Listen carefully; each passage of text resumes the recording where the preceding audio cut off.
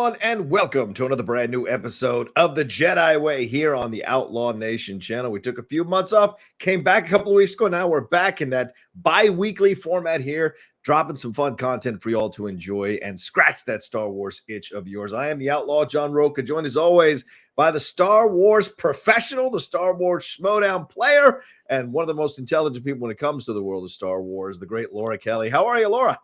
I'm amazing. That was a wonderful intro. I really appreciate all of that. So yeah, I'm doing great. Thank you, John. That's good. I like the shirt. You got the Lucas. You begin some love for your shirts online. I noticed some people are like, "Where'd you get that? Where'd you get that?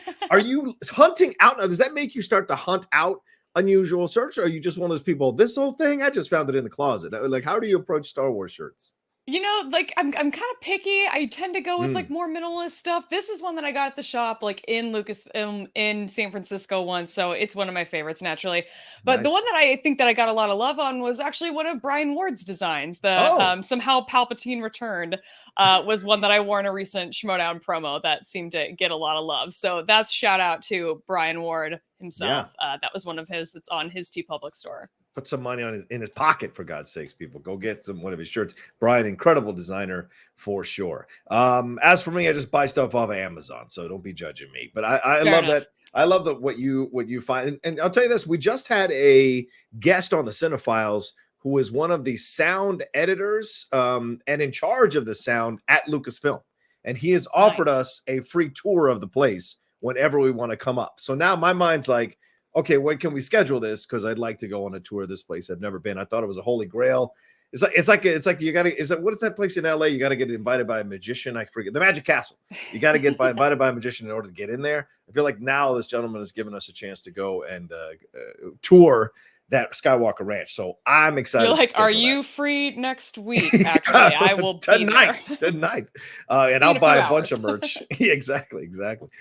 Anyway, well, today we're going to get into what we've been reading here in Star Wars. There's a lot of new books out, including RONIN, which has come out recently, attached to Visions, but there's a lot of stuff, the High Republic stuff, all this stuff's been going on. So we're going to get into a little bit of book talk here on this episode of the Jedi Way. And before we jump into it, though, we're going to get our quick thoughts, kind of a preview for an episode we're going to have in a couple of weeks here. Laura Kelly, Hayden Christensen, it has been announced, not only is he going to be in Kenobi, but he is also going to appear in the AHSOKA series. You're a big Clone Wars person. You're a big Rebels person. Does this excite you on so many levels to see that he's coming back to be a part of this? And what do you anticipate his role might be in this series? So I'm excited that lots of people are excited about this. Hayden Christensen himself is not. I don't have like a huge Anakin crush or anything like that. Right. He's adorable. I'm really happy that people are happy about this, and I'm really happy for him because I feel like he took such a long break from Star Wars and anything related to the fandom. And I think even like, I don't even know if he really went to the conventions that often, if at all. Not really. Until 2017, when he showed up at Star Wars Celebration Orlando and got like a 5-minute standing ovation on Thursday, which I'm like, that is just so heartwarming to me. And then I think people like I remember seeing people talking about how they saw him at Disney World with his daughter going on the rides with like, I think there was like the Star Wars night at some point during Star Wars Celebration, and he just seemed to be having a blast, and that just warms my heart. So I'm really happy that he seems to be like finding his way back into the Star Wars world. It just makes me really excited. And I know that there are a lot of people who just their whole thing with the prequels is just an overwhelming love of Hayden Christensen and of Anakin in Attack of the Clones and in Revenge of the Sith. So there's a lot of people that are really excited about this, and it's awesome. I'm really curious to see how it plays out. But what are your thoughts on Hayden coming back? Because we already had this news for Kenobi. So it was kind of like, you know, that was really a big deal. But now the fact that he's going to be now in multiple Star Wars projects, what do you think?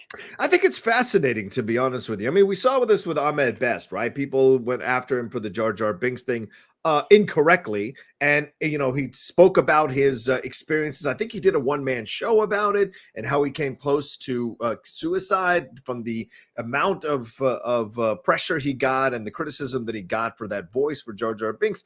And then eventually things turned around, I think, and I've said this a couple times already in other shows, as the fandom that was kids and loved those prequel trilogy became teenagers, became young adults, became people in their early 20s and early 30s, those are the people that started to bring back the belief that the prequels were not as bad as people think. And whatever your opinion is, your opinion. But if you're a prequel lover, these are the people that are now becoming the loudest voices in the Star Wars community. So they are repping and banging the drum to bring people back into Star Wars who were kind of pushed out of Star Wars by original trilogy people or by reviewers or by whoever. And so it's great to see that Hayden is finally getting accepted back in over the last few years, as you mentioned, 2017, but now into Kenobi and then into Ahsoka. And this is fascinating because this is live action. All right. And Laura, neither one of these two people have a connection with each other in terms of playing these characters in any live action performance together. So you're going to get Hayden Christensen's Anakin Skywalker and Rosario Dawson's Ahsoka Tano. You're not getting the original voices of Ahsoka Tano and Anakin, who built that relationship through Clone Wars and into Rebels. You're not going to get that at all here. So this is going to be fascinating to see if they can bring the weight of those interactions into their interactions when we see them in the series. Exactly. And that's one of the things that I'm really excited to talk about when we do another show in a few weeks. We'll talk about the Clone Wars and maybe some of those like essential episodes that really build that Anakin Ahsoka relationship, because I think you really need that foundation to go into this Ahsoka show in order to really appreciate what we're probably going to see. Yeah. What we're going to see exactly, I'm a little bit confused on, because it's like, you're not going to bring Hayden Christensen back just to throw a helmet on the guy and not see his face. That's a good point. So inevitably, we're going to see his face at some point, but Star Wars doesn't really do flashbacks very often. So true. is that going to be something that changes? We're going to get a lot more of that maybe, or is this going to be like a Force Ghost situation? I truly don't know what to think. Have you given this any thought? Yeah, a little bit. I mean, I it's fascinating because I was talking about it with the Geek Buddies the other day, and we were just having a conversation about it. And Michael mentioned that, Vader says that he hasn't seen, or Anakin says he hasn't seen or sensed Ahsoka for a while. So if we do a flashback, it would kind of, I think, go against what the chronology that they had already set up in canon. So I would be surprised to see a flashback that would necessarily connect to that.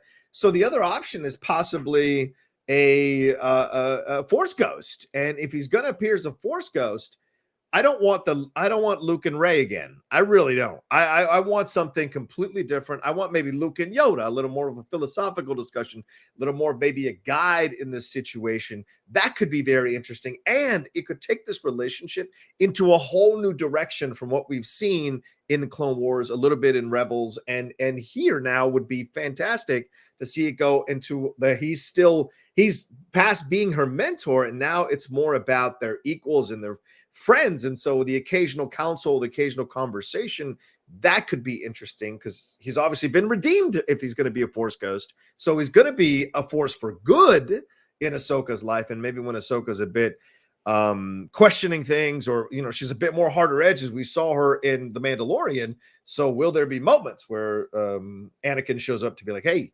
I don't think that's the right move right now. That could be very interesting as well. And what kind of conversations could come out of that? Laura, you've grown up. I'm sure your dad, when you were a teenager versus your dad now, is a whole different conversation. And it could be the same kind of situation here. Not that he's her daddy, but more the mentor type. Yeah, no, and and something I didn't even think about until you kind of brought it up about how, Ahsoka did come off much more like a little bit harder edge, in that one episode of The Mandalorian that we got her in. What if she's like that because she's already been in communication frequently with Vader? Maybe he is pushing her in that direction a little bit, for better or for worse. That is not something I considered until just now. But I do think that would be a really interesting. It would just be an interesting thing to get to see them interacting more as peers, rather than the master and the apprentice, like we've had even up through Rebels when they faced off again in Twilight of the Apprentice. It was still sort of that kind of relationship, and to see that shift again, it'll be a journey for sure, you know? Like we've been through so much with these two characters separate and apart. So I can't wait. It's going to be great. Yep, and I know there's a lot of original trilogy people who were let down by how the sequel trilogy used Luke and Leia and Han. So I'm hoping you prequel trilogy people get a better experience with Hayden coming back than we had for the most part with these three characters coming back in the sequel trilogy. We shall see for sure. But as Laura said, that's a show for a couple of weeks from now. So do your homework, watch these episodes, watch the arcs, we're going to talk about it in depth, and it's going to be a live show. So you'll be able to come in and chime in and have your thoughts on it and ask us questions about it. We just thought we'd tease it ahead of time to let you know it's coming in a couple of weeks, and we'll announce it with a date and time for sure, so you all can be ready to join us live here on the show and on the Outlaw Nation channel. But we're here to talk about books, and we're going to get into the things that we're reading here. And Laura, why don't you start us off? What are you currently reading? What are you into now? What is your jam right now on the reading side of things? So normally I'm not really into like reading two books at once, especially in Star Wars. I just, you tend to get a little bit confused being in two different places in the same universe. It just doesn't usually do it for me. But we just this week got our review copies of the new Thrawn book that's coming out in November. And so that lit a fire into my ass a little bit because unfortunately I have not read book 2 Thrawn Ascendency trilogy yet. So I started reading that today and I'm not very far at all, but I'm really enjoying being back in the world.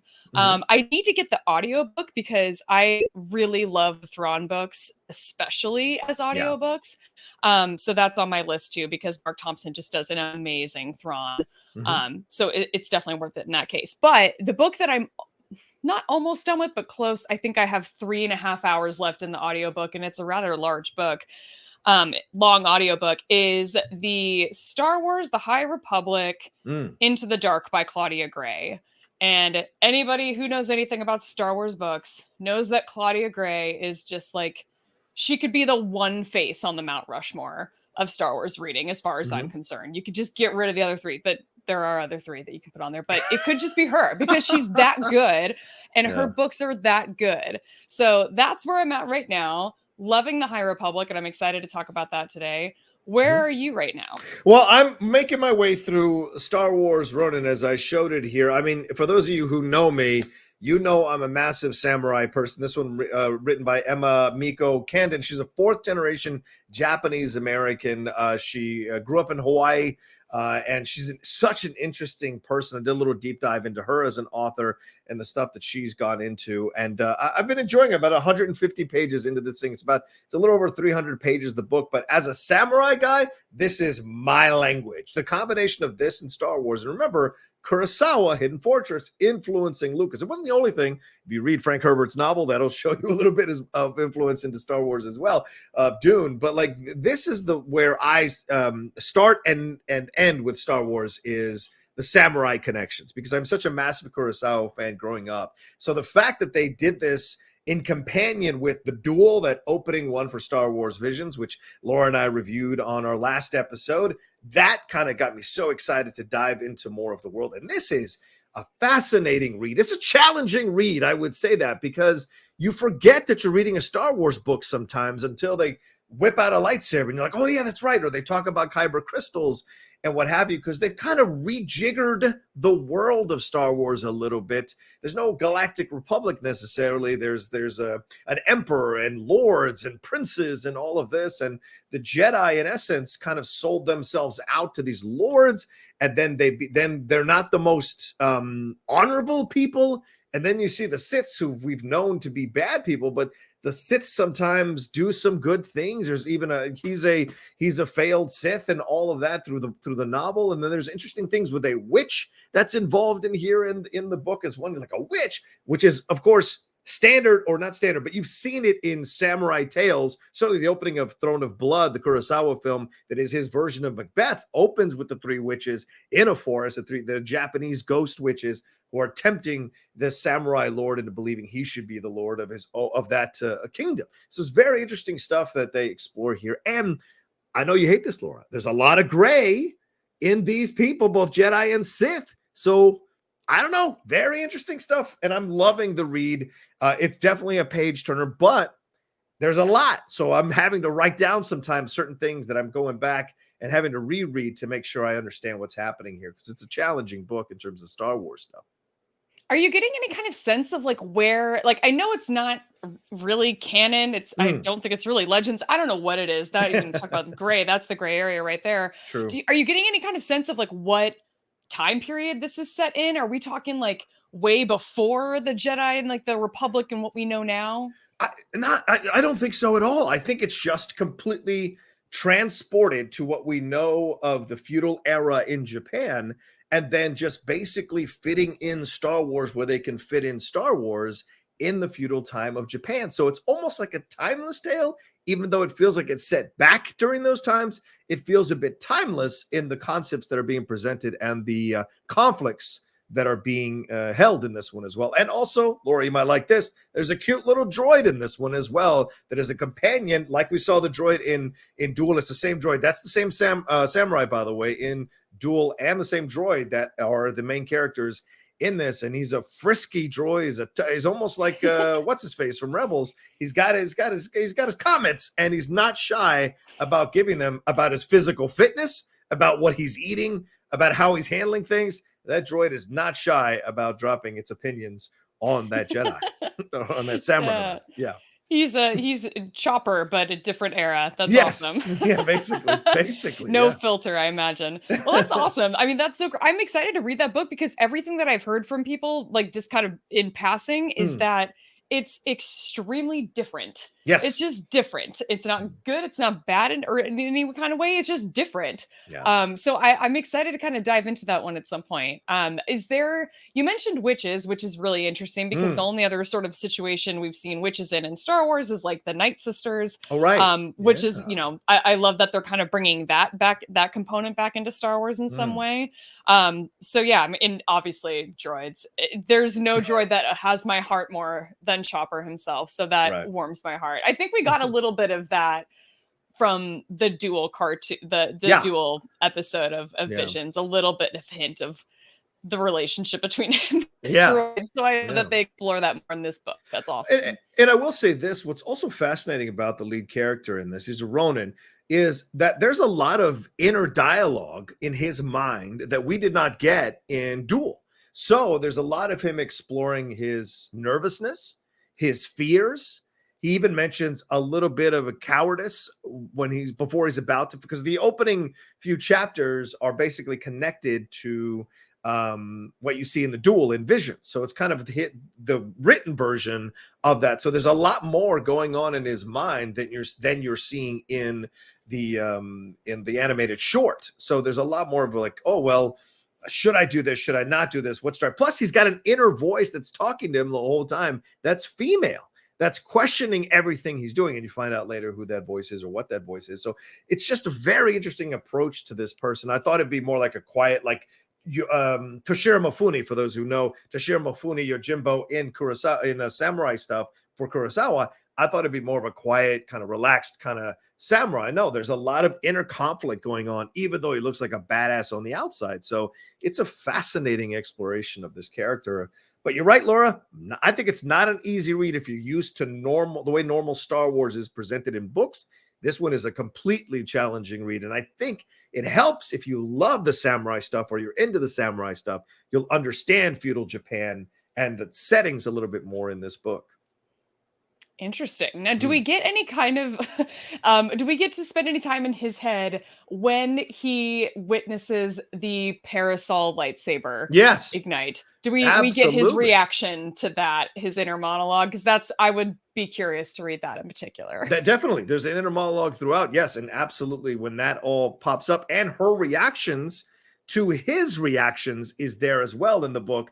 That is like just shown in the animated short. There's more of that as well. Her reactions and him reading her reactions and what he thinks she is saying with her reactions. And then that inner voice of his, what she is saying in contrast to her reaction, or in response to her reaction. So just fascinating stuff on so many levels that I really was surprised by. I'm telling you, I thought it was going to be like a quiet book and like occasional thoughts. The guy has a lot of thoughts. Let me just put that out there. It's a lot of thoughts, whatever situation he finds himself in.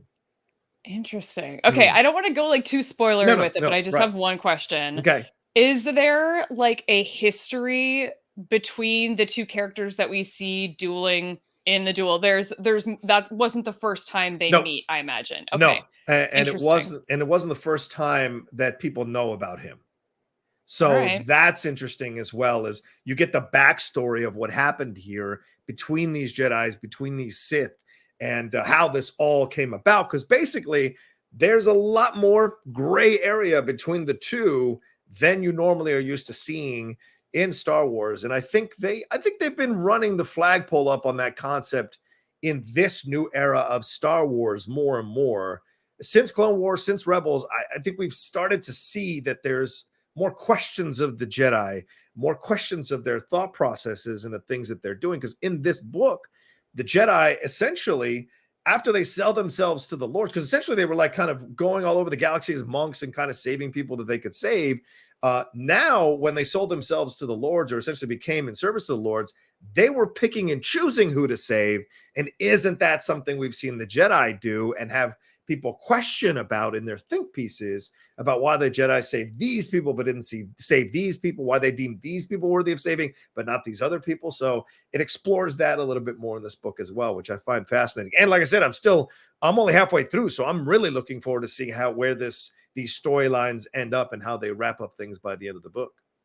For sure. I'd be curious to see if it ends in a way that makes you anticipate a sequel, perhaps, or if it ends on a more definitive note. So I guess we'll see. Yeah. So to back up just a little bit and kind of change the subject a little, what is like your history with Star Wars reading? Did you read a bunch of the Legends stuff when that was coming out? Have you read a lot of the canon stuff, or not too? Like where do you stand with all that? Let's blow the dust off the old memories of young outlaw as a child growing up.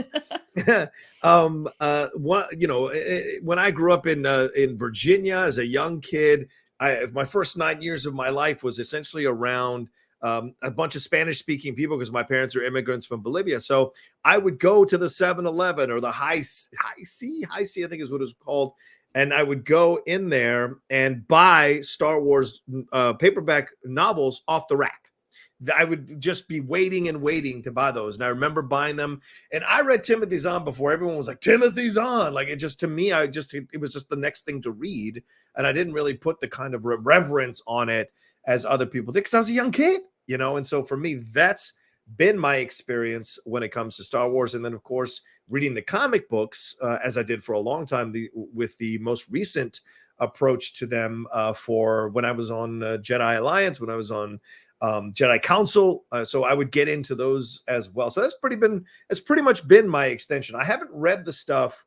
I read Splinter in the Mind's Eye, I read that, but I haven't read the stuff necessarily that's come out in the early 2000s or any of that stuff. I didn't really get into any of that stuff yet. It's only been recently that I've come back to being involved and interested and curious about what's going on in these books.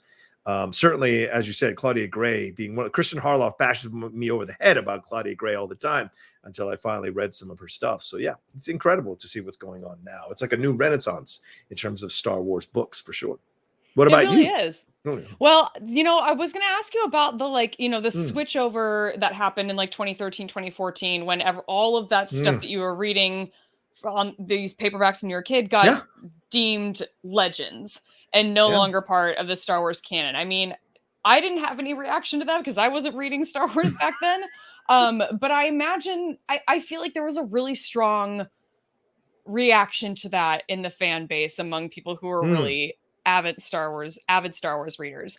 And I almost wonder if people are still kind of resisting coming back and getting into some of the canon, because I think some of the first canon novels that came out, I think weren't as strong. Like A New Dawn, I think was the first one or one of the first ones. And I feel like there wasn't like a ton of love for that book. I personally love that novel because it's obviously Star Wars Rebels based and it's all about Kanan Jarrus. So I was 100% on board and really enjoyed it.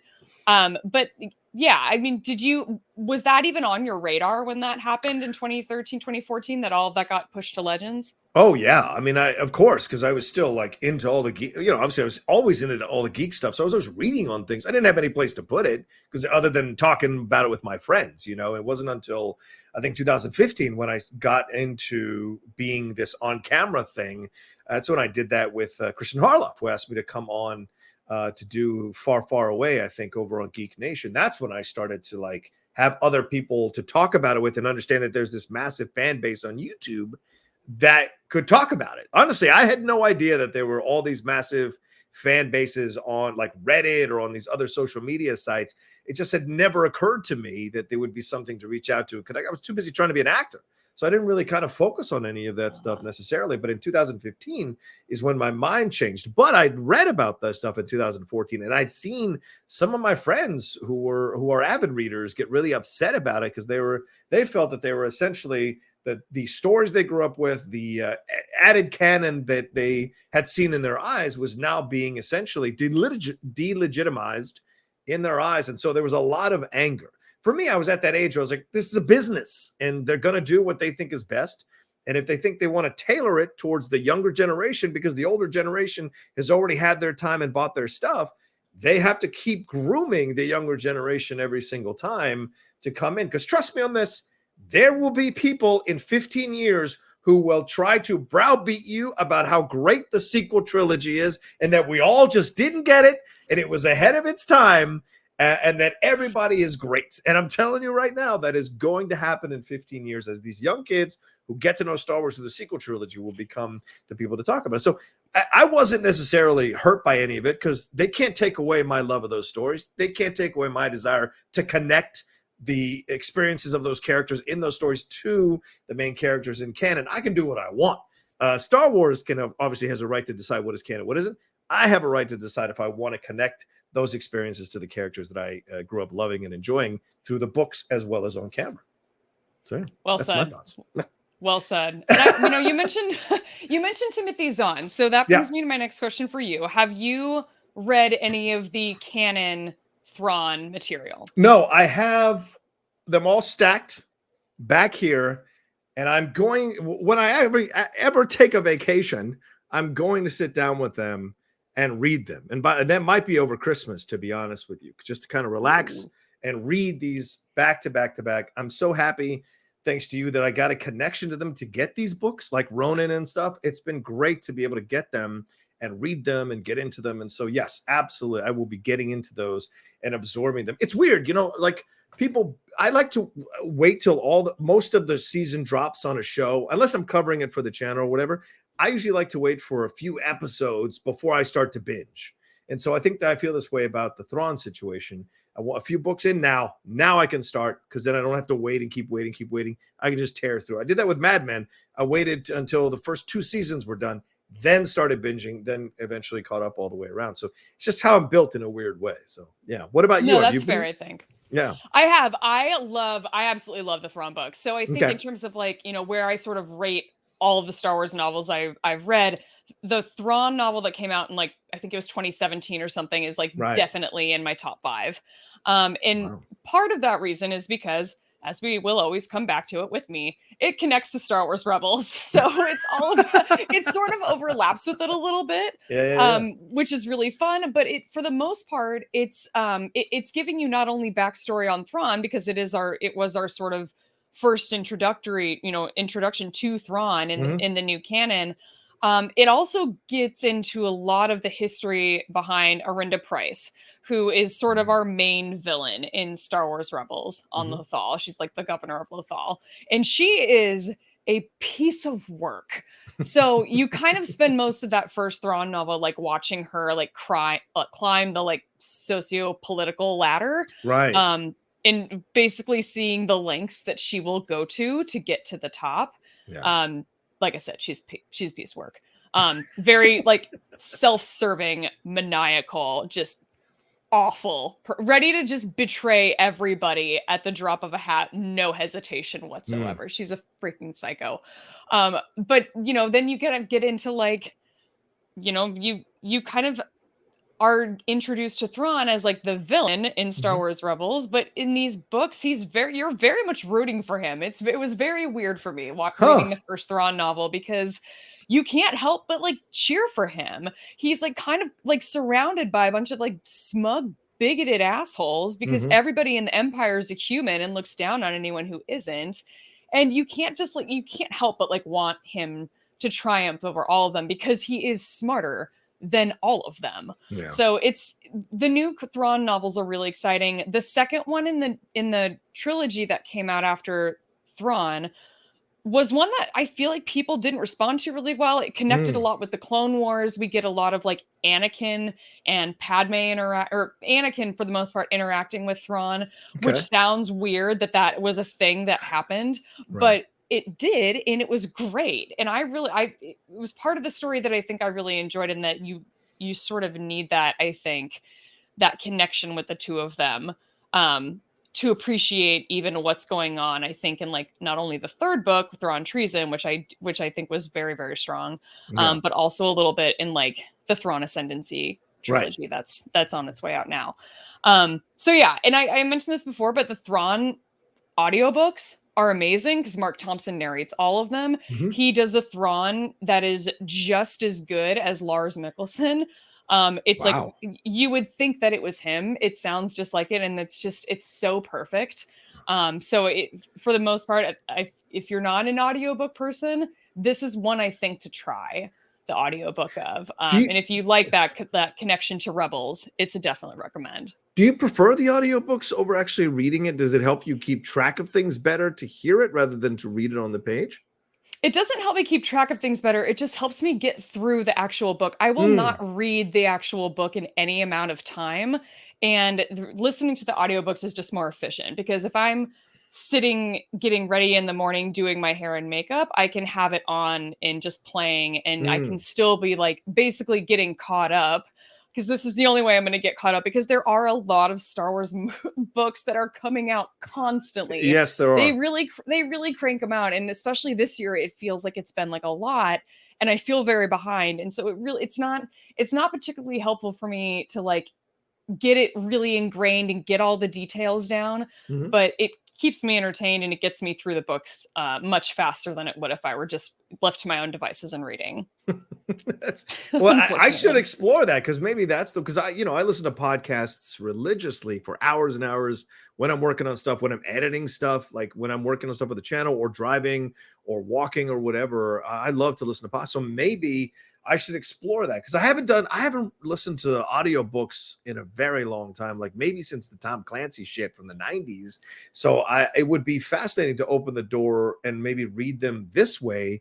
And especially because if you're saying that it's a great performance by the person who's reading the books, then that makes me more excited, because that's always been my hesitation with audiobooks, is like if you get a bad person who reads them, or a person you don't think is that talented or isn't that good at bringing it to life, you're kind of stuck listening to that person to try to get through the book. Whereas they said the guy who does the Harry Potter books is apparently off the charts incredible. So that could be a way to maybe explore with Star Wars, is to listen to the audiobooks to get through those Thrawn books a little easier. That could be something to explore. I hadn't thought about that. That could be very interesting for sure. Do you remember your first book? What's the first Star Wars book that you kind of picked up, and what was the situation? Were you convinced to do it, or did you see something you're like, oh, I got to try this? How did that go about? My first Star Wars book was Ahsoka. So, I mean, which is very on brand for me. I love that. It was literally Ahsoka. It was great. And it was interesting because I think I was at Star Wars Celebration Orlando, and I was probably in line at 3 a.m.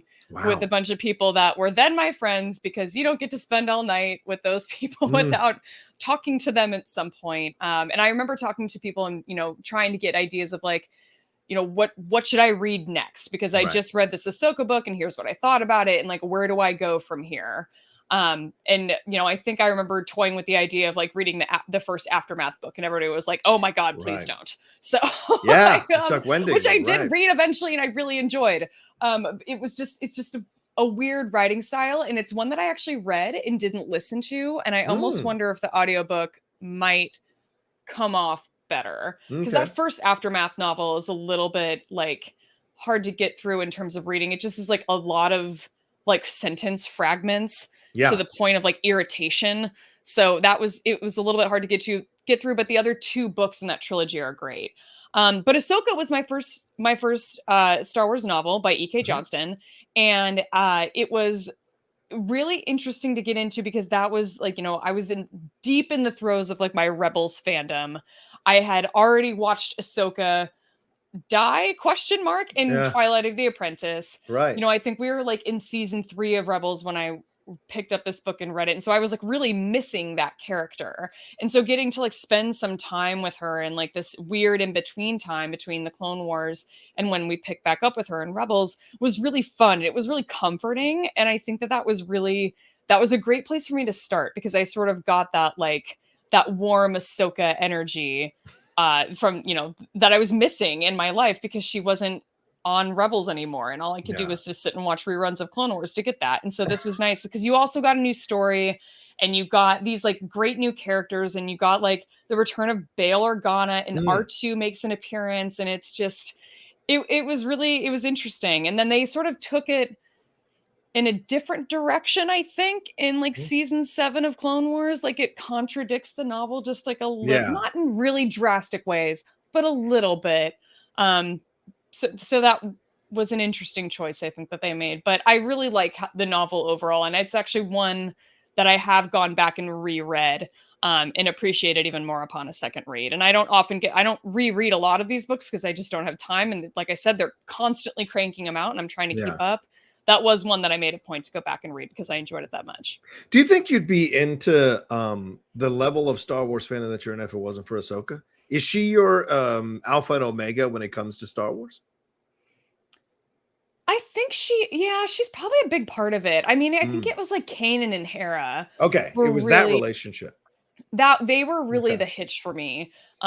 Which is funny because it's like they're not even really like the main part of the show. Right. But like getting to see them and their relationship, that was really what like kept me coming back, was that like, will they or won't they? And A New Dawn has a little bit of that push and pull too, which I really appreciated. But it was A New Dawn is so much more about Kanan than it is about Hera. Like Hera's got like a lot of like Leia energy in A New Dawn, and I feel like they like weren't totally sure like what she was gonna be yet, so they were just like slap some Leia paint on her and just kind of hope for the best, which is fine. Like she was great in that, but yeah, the book is much more Kanan's point of view and his history and his story, which I still love because I love Kanan as a character too.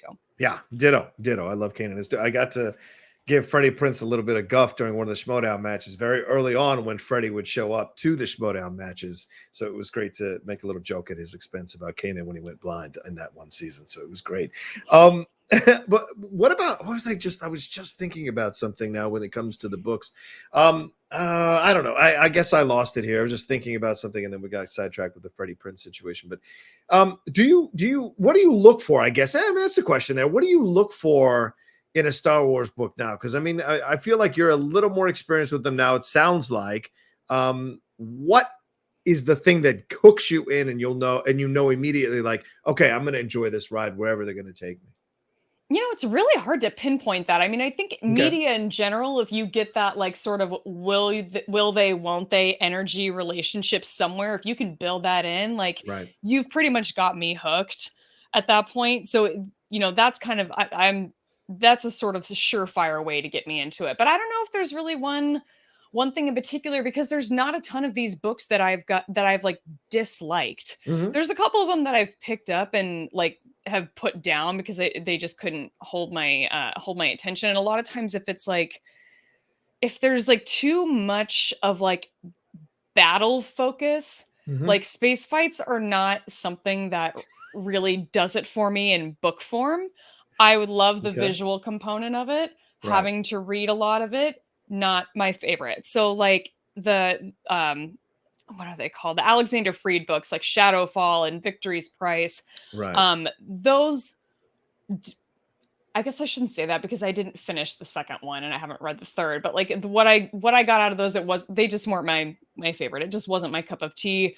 Those books I feel like are made for the people who were like reading the X-Wing series Legends books and grew up with those and really enjoyed them. I feel like that those books were kind of geared towards them. Okay. They weren't really geared towards me. I enjoy any of the stories that have Jedi in them or Force users, and there's not a lot of that in the Alexander Freed books. Catalyst was another one I picked up and didn't care for because it was just kind of a lot of science and talking, and I just was like, get to the stuff.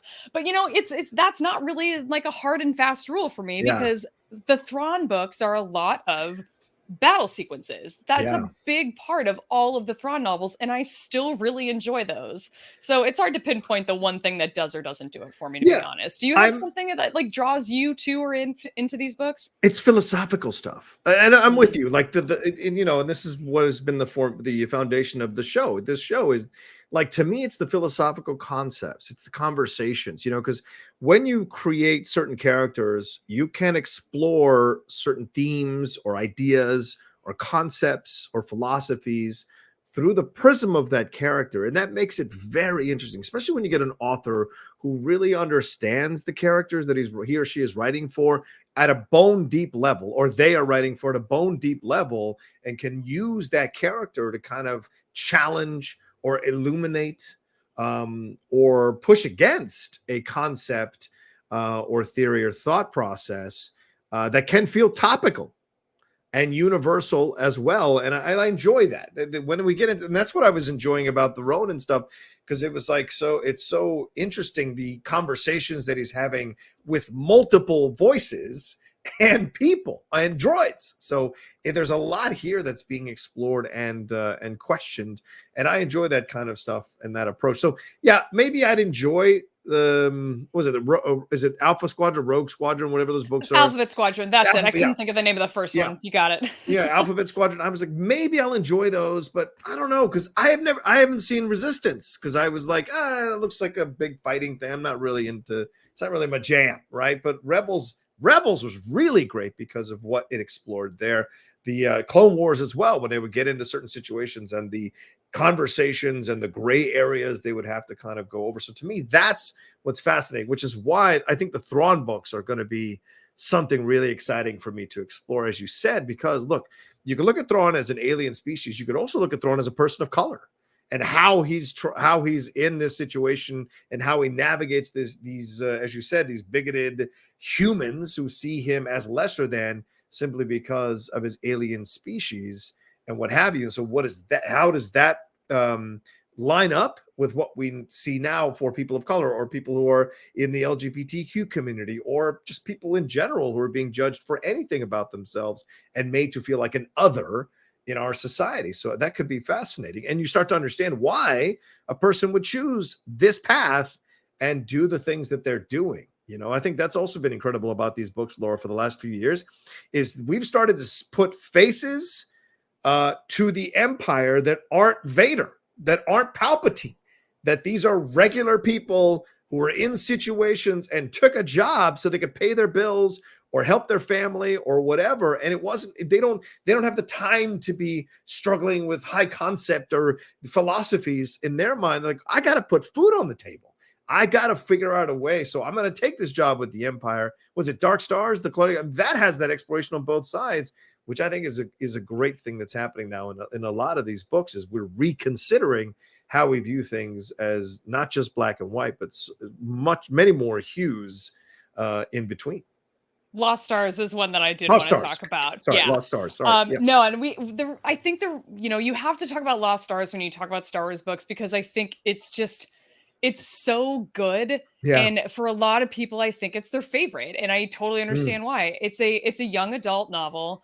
And you've got this sort of like star-crossed lovers, like kind of story going through out of it. But it starts, I think, kind of like right after somewhere, after the Clone Wars. And then it covers like the entire original trilogy. And you get to see where these two main characters were during all of these scenes that we know and love so well. We kind of get to see things from like different points of view, and things don't necessarily go the way that you think they're going to go. Like, it's not a very predictable story. You also get, you get a lot of, I think, is it Ray Sloan that's in this one? Now I don't remember. Ray Sloan's in this one, in that one. Yes. Yeah. And I mean, like, even she's part of the Empire, always has been, but she's another one of those characters that you kind of root for whenever she comes up in conversation, because she's just that compelling of a character. But yeah, the two main characters in Lost Stars, it's just a fascinating novel. And it's one of those that I'm like, I don't understand why I don't have a sequel to this novel, because it does sort of end a little bit on a cliffhanger. Right. And I need a sequel, please, God. But for the longest time, Lost Stars was my favorite Star Wars novel. And I think that it really is a great place to start if people are like, what's the first one that I should read? Even if like the original trilogy isn't like your favorite trilogy, it's really fun to go through the original trilogy through the eyes of these other people. Absolutely. And yeah, that's a great point. If you're listening to us or watching us and you're like, you've been on the fence about starting or where to start, don't let the young adult aspect of that novel throw you off at all. It is so much more than that. And so when you read it, it's going to be a very interesting, fascinating, compelling read when you give it a chance and sit down with it for sure. One other one I wanted to bring up is Bloodlines. I really enjoyed the hell out of Bloodlines. I remember getting sent a PDF by a friend of the book because I didn't get a chance to get books sent to me. So he's like, "Here, I got a PDF of it. Read it." And I just sat there with my iPad, just tearing through it.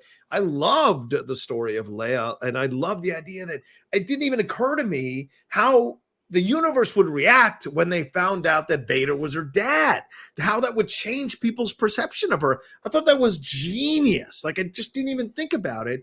And have that work through the political climate, Mon Mothma and what have you, and then think about that, how it connects out to our real world, how sometimes people can judge people judging by their parents or who they're related to, who they're connected to. Very, very interesting stuff there. And then, of course, Luke, going off with Ben and what was going on with Ben Solo, in the artifacts, all of that is there. So there's so much in Bloodlines that I thought was very interesting and kept me patient, because obviously I'm an original trilogy guy. So to me, the more colors you can add to Leia, who has been criminally not fleshed out as much as she should be, then the more excited I am to explore it and read it or find out what's going on with it for sure. It did add a lot of layers to Leia, which I enjoyed Bloodline a lot too. And I think that it's fun because it touches on the sort of like relationship between Han and Leia and where they are in that like 6 years before The Force Awakens.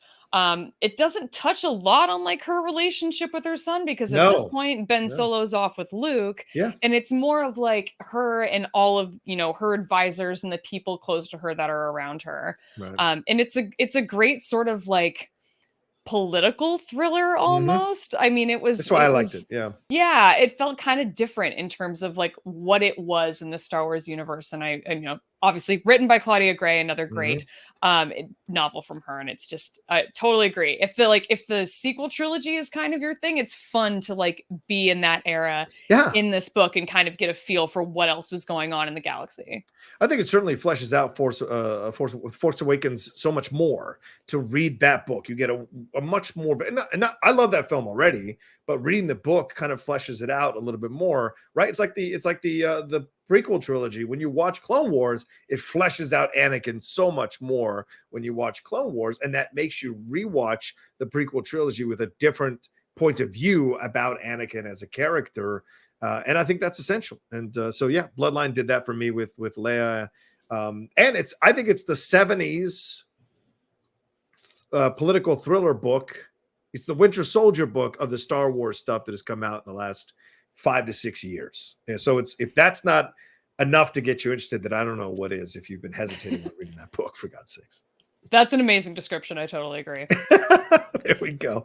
All right. Well, Laura, we should wrap up here. We're at 15 minutes. Anything more you want to add in terms of books that you would suggest for people to take a look at before we wrap? If you like romance novels, like the closest thing you're going to get in Star Wars is Dark Disciple. And I don't want that to put anybody off from reading it, because it is incredible. And I'm not normally inclined to read books that are set during the prequel trilogy, which is why I put off reading Dark Disciple for so long. it's amazing. That's the only other one I wanted to make sure that I made a point to say, because it is my #1 favorite, Dark Disciple by Christy Golden. So that's Asajj Ventress, right? And it is that is. correct? And Yeah, Quinlan right. Voss. And Yeah, Quinlan the Voss, two of that's them. right. And their history and their relationship and their journey is just really freaking fascinating to watch. It's great. Highly recommend. The switching of the sides as the journey goes along is really fascinating to read. She's right about that. So that's all I got, though. All right. Well, hope you enjoyed our trip down the book lane here of Star Wars. Maybe some of you have read these books and enjoyed us bringing them up. Maybe some of you have books that we didn't mention that you'd like to put out there for us to take a look at, or for the people who are watching or listening to the show to take a look at. So remember, you put that in the comments section and let us know what you thought of the show as well. Laura, thanks so much. Again, another fun show with you. Love doing the show. Love that we're back. Please let people know what you got going on and where they can find you. Sure. You can come find me at my podcast that I host with my friend Alice at Force Toast.